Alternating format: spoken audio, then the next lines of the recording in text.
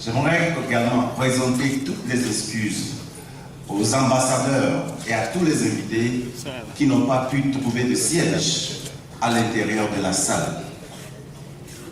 Il devrait peut-être paraître possible d'inviter les autres à peut-être être dans les couloirs, mais nous ne devons pas ignorer également qu'il y a des spécificités de chaque salle qui assurent la sécurité. Donc pour tous les amis, surtout les ambassadeurs qui sont venus de l'intérieur du pays, et tous ceux qui sont dehors et qui n'ont pas pu trouver de siège pour s'asseoir afin de profiter de cet événement, je vous demande excuse. Et je pense que cela peut sembler dérangeant à vous pour le moment, mais soyez-en fiers, c'est la jeunesse qui se lève pour un Togo nouveau. Je vous remercie. Mesdames, Messieurs, distingués invités, à vos rangs, titres, grades et tout protocole respecté, chers ambassadeurs et futurs ambassadeurs, chers membres du mouvement de nos vies, permettez-moi, avant toute chose, de rendre gloire à Yahvé pour nous avoir offert cette opportunité de rencontre autour de ce sujet de valeur capitale et primordiale qu'est le devenir de la nation, le Togo, une nation que nous aimons tous. Si nous acceptons de nous rencontrer aujourd'hui, c'est certainement parce que nous voulons tous un avenir meilleur de notre nation. Si nous ne prenons pas à cette soirée, c'est aussi certain que nous nous engageons pour la création de notre Togo de rêve. Et si nous décidons de partager nos expériences et de mettre à contribution notre temps et ressources diverses, c'est parce que nous sommes persuadés que nos rêves ne seront plus jamais des illusions. Oui, nous y croyons. Nous croyons en un Togo fort. Nous croyons en un Togo soudé. Et nous croyons en un Togo émergé. Néanmoins, nous sommes tous persuadés que nous ne pourrons guère l'espérer en faisant la même chose de la même manière, en gardant les mêmes attitudes, en écoutant les mêmes discours tous les jours. Nous ne pourrons pas y arriver lorsque le combat des hommes demeure les fondamentaux de nos luttes.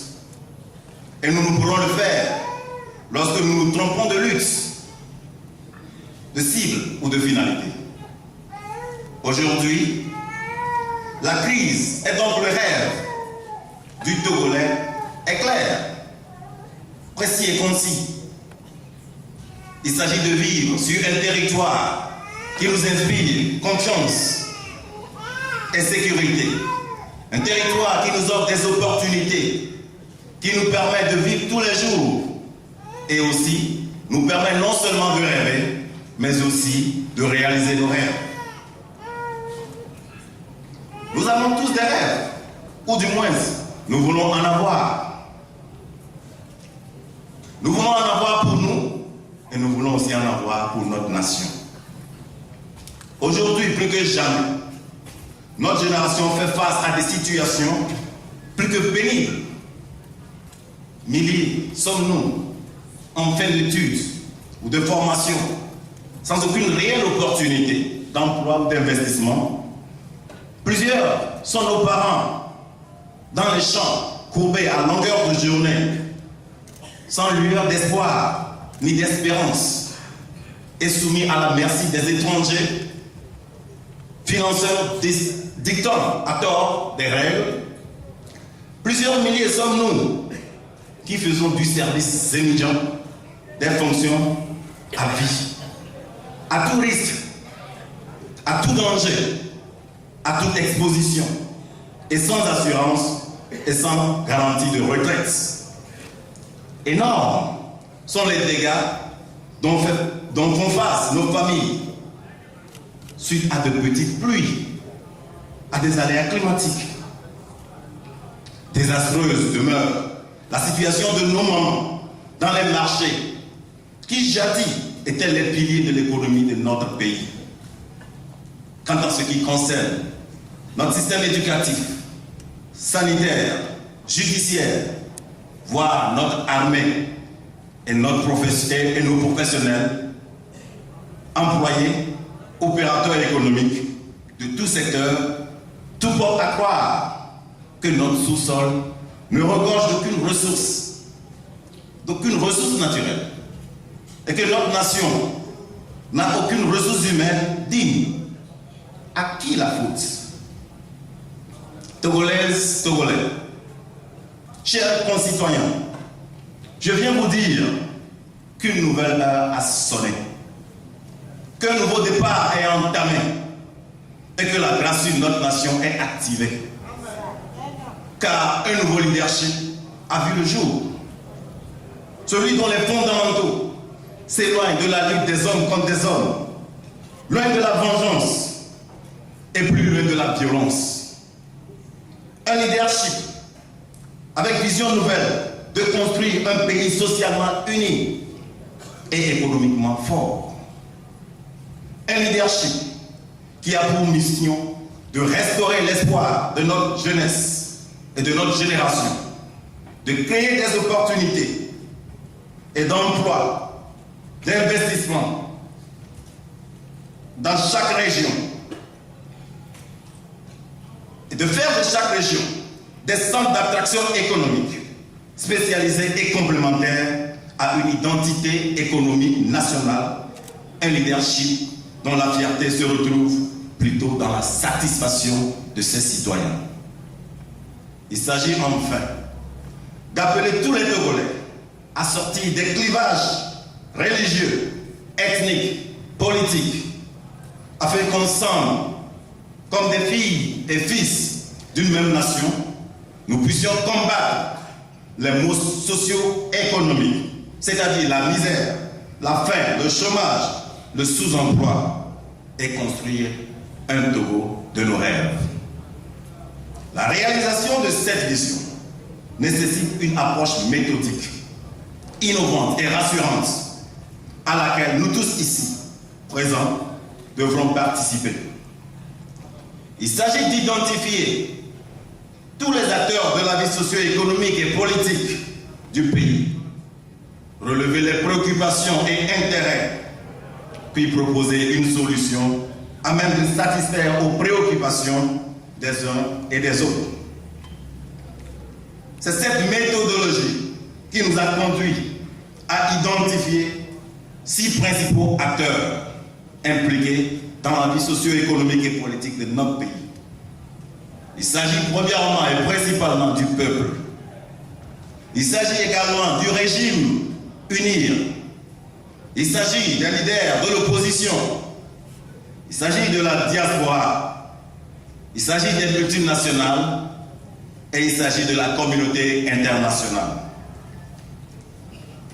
Leurs préoccupations étant diversifiées, la nouvelle vision prône la création d'un intérêt commun en faveur duquel tous ces acteurs doivent œuvrer.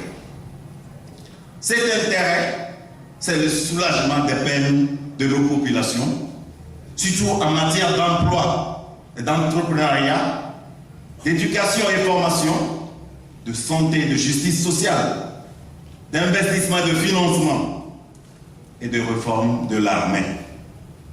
Pour ce faire, nous devons tous contribuer au développement et à l'épanouissement de tous les citoyens togolais et surtout de la jeunesse en vue d'une cohésion sociale, politique et économique. Nouvelle vision se donne pour objectif de travailler à éveiller les consciences et promouvoir l'émergence de la jeunesse. Créer un modèle de gouvernance administrative, économique et sociale très productive. Promouvoir une gouvernance démocratique, gage d'une redistribution équitable des ressources de l'État.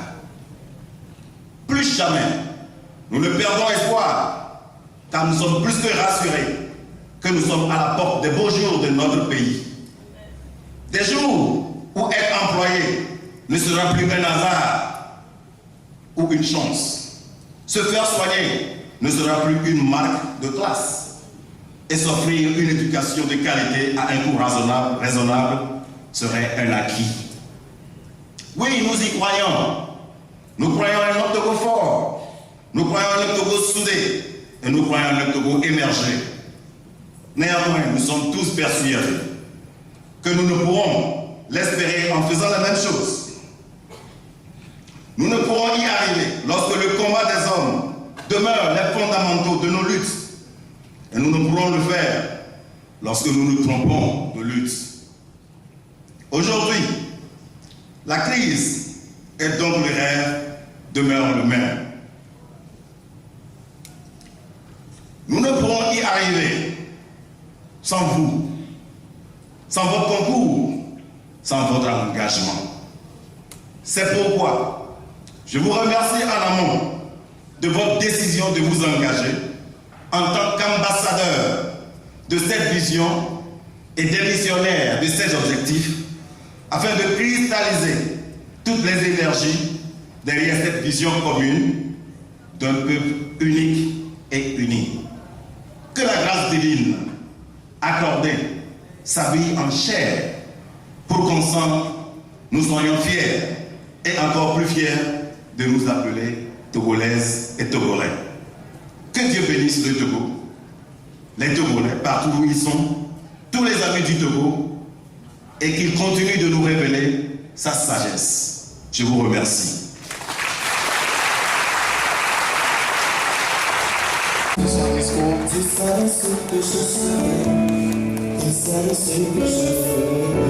Et nous disons également merci à tous ceux qui sont présents ce soir dans la salle, aux différents partis politiques, aux différents mouvements associatifs.